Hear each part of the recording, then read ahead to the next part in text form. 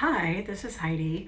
I've been getting some questions about fat, MCT, our brain, and I want to also correct, I misspoke. I said that Parkinson's was a destruction of the myelin sheath, but that's actually MS.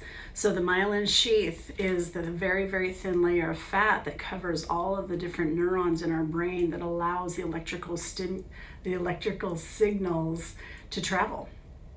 Okay, so I love MCT oil. I've talked about that. I'm having a hard time not losing weight because it does always make you lose weight because it's thermogenic.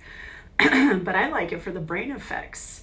I feel like it improves my cognition and my energy level and all those things. So in the morning, I have a keto coffee every day. It feels so wonderful, and I feel like it jump starts my day, get that caffeine going, got my turmeric from my vitamins and all that kind of stuff. So just remember that we've all been brainwashed to be fat starved, right? Because fat is what stays with us and gives us satisfaction. It also quiets your cravings for carbs. So if you are craving carbs, you're not getting enough fat.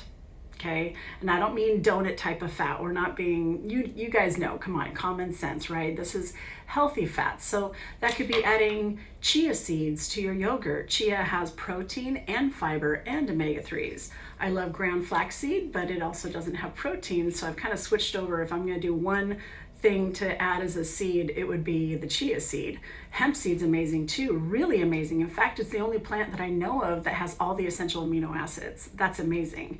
And it has omega-3, 6, and 9 fatty acids. High in protein, 4 tablespoons is 15 grams, I believe, but really low in fiber. But it's fantastic stuff. So just having that understanding that fat is so important to satisfy us, but also for our brains. If you haven't watched The Magic Pill on Netflix, I highly recommend it.